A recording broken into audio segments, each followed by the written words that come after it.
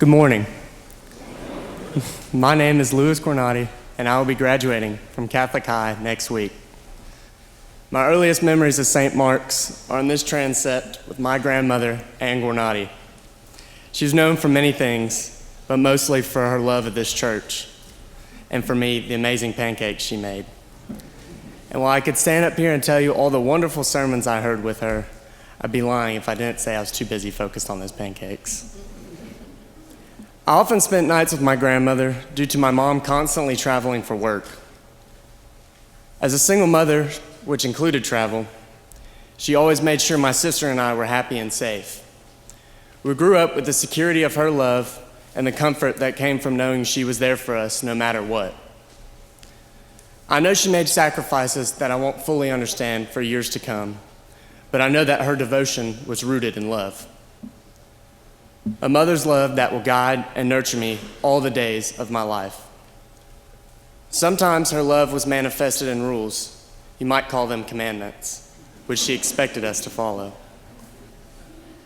Jesus says, "If you love me, keep my commandments."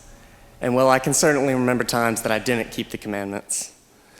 This one time in particular, me and my buddy Cameron Swift were coming home just past 11:30. And upon pulling into the driveway, we heard some grand news. There was a party forming across town. However, it was my curfew, and my mom had one rule: no sneaking out. So we decided to park my car down the street to numb the noise that comes with sneaking out. The next morning, I was awoken, foggy-eyed, not really understanding what was happening, with one question from my mother: "Why was your car parked down the street?" I may have just woken up, but I knew that this was a very important question. So I came up with a completely normal lie: "There's a fox in the driveway."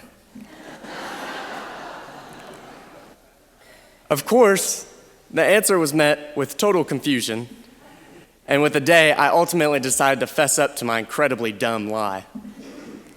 And if you're wondering, yes, there were consequences. But what exactly made me confess to this lie that wasn't even a day old?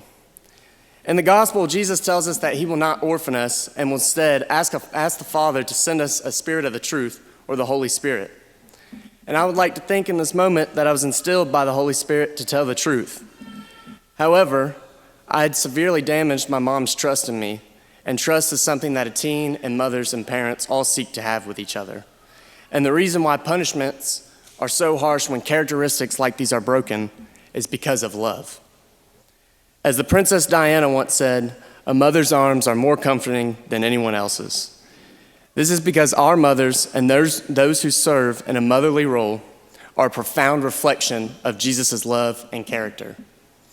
Another characteristic being sacrifice. Growing up, my favorite food was a croissant, and upon starting French class in middle school, I learned that France makes the best croissants in the world.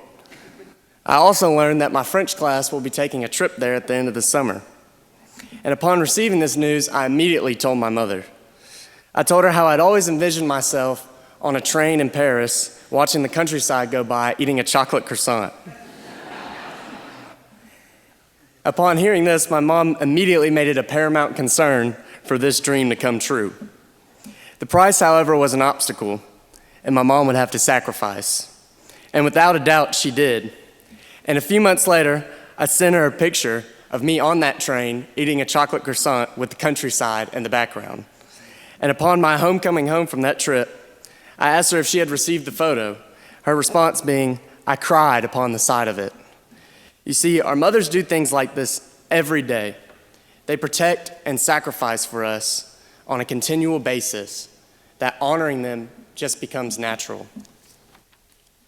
In the same way, the commandments tell us to honor our father and mother, because through their love, we catch a glimpse of his own. In John 19:26-27, we recognize Jesus doing this. As he's dying on the cross, he tells John, "Behold, your mother."